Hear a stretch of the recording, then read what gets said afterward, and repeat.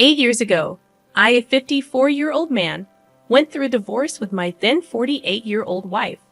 Following the separation, my 28-year-old daughter chose to sever all ties with me, aligning herself with her mother without seeking my perspective.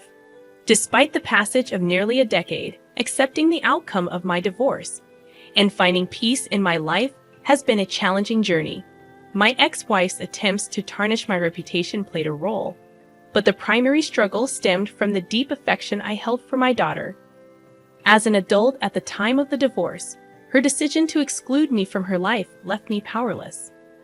Without any other family besides my mother, who suffered from Alzheimer's, this ordeal marked one of the most distressing periods of my life.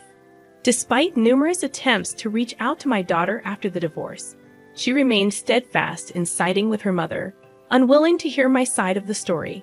At one point, my ex-wife even took legal action against me, accusing me of harassment if I persisted in trying to connect with my daughter. Faced with such explicit warnings, I reluctantly ceased my attempts to reach out. For the past 8 years, I dedicated myself to caring for my ailing mother and focusing on my career. Although I engaged in a few casual relationships, the scars from my divorce left me with a profound difficulty in trusting others. This has been the narrative of my life for almost a decade, and I apologize if my tone seems somber. The reason I am sharing this story now is that recently, my daughter reached out to me. Overjoyed by the prospect of reconnecting, I initially believed she had reconsidered her stance on the divorce. This development was particularly comforting as my mother had recently passed away, and I found myself grappling with grief and a desire for familial support. A few months after my mother's passing, I received a call from an unfamiliar number. On the other end was a woman's voice, introducing herself as my daughter.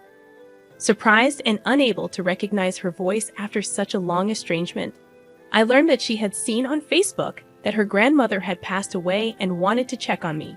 Grateful for her concern, we engaged in conversation, and she suggested meeting in person. Excited about the possibility of rebuilding our relationship, we arranged to meet at my house over the weekend. Eager to reconnect, I cooked dinner for her. The moment arrived, and as I opened the door, I was both nervous and excited.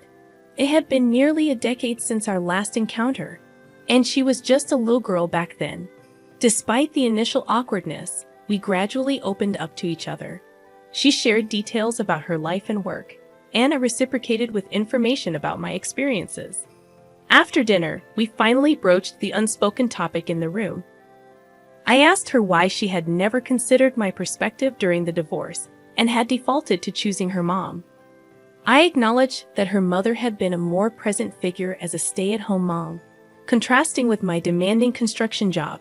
My daughter expressed regret, acknowledging that she was too young to fully understand the situation and had been manipulated by her mother's portrayal of me as the ultimate villain. Since she never heard my side of the story, she never questioned her decision. We continued our conversation, delving into various topics, until she eventually disclosed the true reason for her sudden reconnection. Hours into our discussion, I couldn't help but inquire about the catalyst that prompted her to reach out after such an extended period. Her demeanor shifted, and sensing her discomfort, I reassured her that honesty was welcomed. She hesitated before revealing that she had been monitoring my activities on Facebook. Learning about her grandmother's passing, she anticipated legal representatives would approach her regarding the inheritance. When that didn't happen, she decided to contact me directly. While expressing condolences for my loss, she disclosed her recent engagement and conveyed a need for financial assistance with wedding expenses. The revelation hit me like a punch to the gut. Hopes of rekindling a family bond were shattered as it became apparent that her motives were rooted in financial gain. Ironically, the inheritance legally belonged to me, and her attempt to leverage our connection for personal benefit was disheartening. Money was never a priority for me. I lived modestly, with no extravagant hobbies, and bought my clothes from Target. Even if the inheritance were rightfully hers, I would have gladly contributed to her wedding expenses had she approached me sincerely. Amidst the whirlwind of emotions, I maintained composure and questioned if financial support was her sole objective. Her defensive response emphasized that the inheritance was secondary, and her primary goal was to reconnect. She expressed regret for not reaching out earlier, attributing her silence to fear of my unforgiving reaction to being abruptly cut off without an explanation. Skepticism lingered as I wondered if her motives were genuine or driven solely by financial gain. Curious about her claim to the inheritance, I inquired further. She recounted a conversation with my late mother a couple of years before the divorce, where she allegedly expressed a desire for my daughter to inherit everything from my father, who had passed away years ago. Understanding the dynamics of my family at that time, I acknowledged the possibility that my mother might have made such a statement. However, the crushing realization that her apparent interest in reconnection was centered on financial gain left me devastated. Choosing to test her intentions, I asked about the amount she expected from the inheritance. Her accurate estimate hinted at meticulous planning. Seizing the moment, I disclosed that her grandmother had left everything to me years ago, intending to use the money to start a business. Her reaction to this revelation would be the litmus test for the authenticity of her intentions. Regrettably, I couldn't fulfill her request for financial assistance, but I offered to contribute a substantial amount from my own funds toward her wedding expenses. The disappointment etched on her face confirmed my apprehensions. While expressing gratitude, she insisted that, as the sole grandchild, she deserved a portion of the inheritance, asserting that it was rightfully her grandmother's money. I conveyed my sincere desire to help, explaining that my decision was final. Her reaction was visceral. Her face turned red, and anger simmered visibly. She implored me to reconsider, but I stood firm, emphasizing the importance of doing what felt right to me. It was then that she unveiled her true feelings, delivering a hurtful remark affirming her belief that I was the selfish person her mother claimed I was. Her declaration stung, though I had anticipated such sentiments. Cutting her off before she could continue, I expressed disappointment in her manipulative approach and called out her attempt to exploit my grief for her own gain. I laughed off her accusation, pointing out the irony that had she not blocked me years ago, she would have received my messages about her grandmother's situation. Encouraged by her confusion, I asked her to unblock me, allowing me to resend the texts. As she read through the messages, which included pleas for understanding and notifications about her grandmother's Alzheimer's diagnosis, a genuine sense of shame crossed her face. She apologized, acknowledging her lack of awareness during the divorce and expressing a desire to rebuild our relationship. Despite her remorse, she argued that her grandmother would want her to inherit, and it was unfair for me to withhold it. I countered, asserting that if our relationship hinged on monetary considerations, perhaps it was best not to have one at all. Although she professed a genuine desire for reconciliation, I couldn't bring myself to believe it at that moment. I informed her that while I would entertain the idea of rebuilding our relationship, the inheritance was off the table. In response, she looked at me with pure resentment and left my house without any attempt on my part to intervene. In the aftermath, I sought the perspectives of my friends. Most agreed that I made the right decision, but a close friend expressed a different viewpoint, suggesting that since money held little significance to me, I should have prioritized mending the relationship.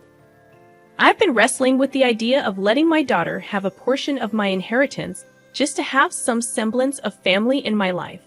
It's not a decision I'm comfortable with, but ever since someone suggested it, the thought has been lingering in my mind. Should I consider giving my daughter a share of my inheritance? Update 1. Hi everyone, the response to this post has been more overwhelming than I anticipated. Thank you all for your advice and insights. It's given me the perspective I needed. To address the most common question about what happened during the divorce, I haven't talked about it for years, but I suppose it's time.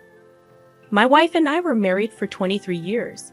You'd think that after such a long time, there wouldn't be betrayal, but unfortunately, that wasn't the case. Without delving into the painful details, I discovered she was cheating on me with multiple men for years. The revelation devastated me, leading to heavy drinking and a period of destructive behavior. Our confrontations during the separation were tumultuous, and her influence, especially as a local celebrity due to her journalism career, played a significant role in alienating my daughter.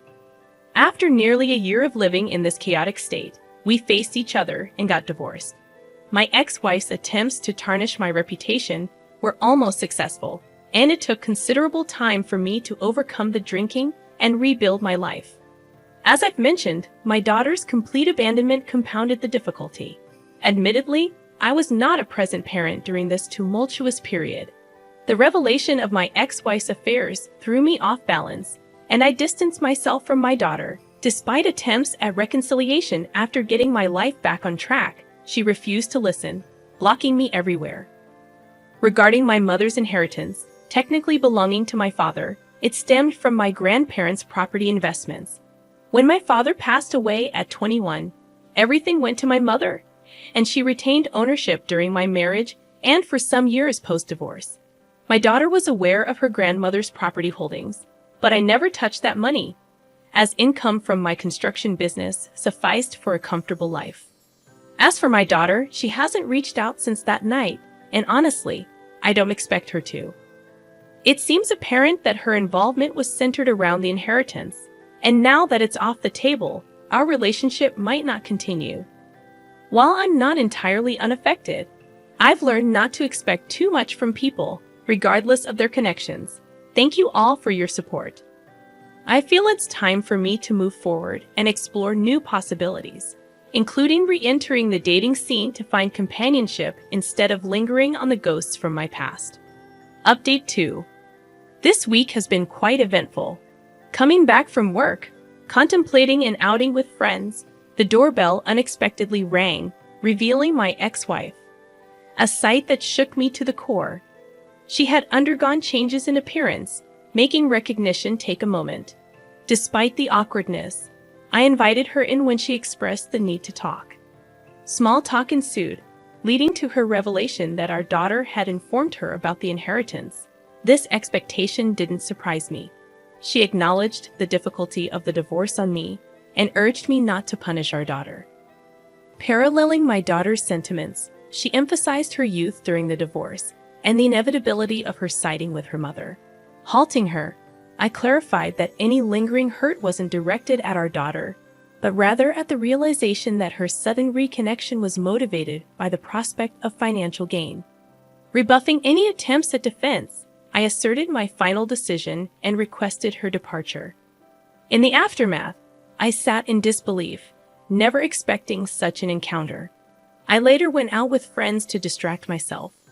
Update 3. This afternoon, I received a call from my daughter, initially reluctant to pick up.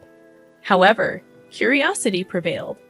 She expressed apologies, acknowledging she should have handled things differently. Surprisingly, she invited me to her wedding, emphasizing a desire for a renewed relationship. Conflicted and unsure if this is genuine or an attempt to secure the inheritance. Seeking advice on how to navigate this situation. Update 4. After considering the advice from many, I've decided to attend the wedding as a guest, not part of the wedding party. Recognizing the significant leap from estrangement to walking her down the aisle, I hope this marks the beginning of a new chapter in our relationship. Grateful for the support and well wishes from all of you. Stay tuned for more updates.